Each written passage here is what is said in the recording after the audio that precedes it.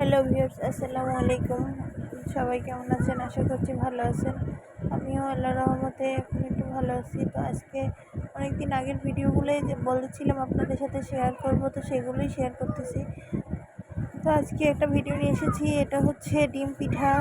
এটা আমি প্রথমে আমার মামির হাতে খেয়েছি, তো তাকে দিয়ে যে কবার বানিয়েছি তো বানানো হয়েছে।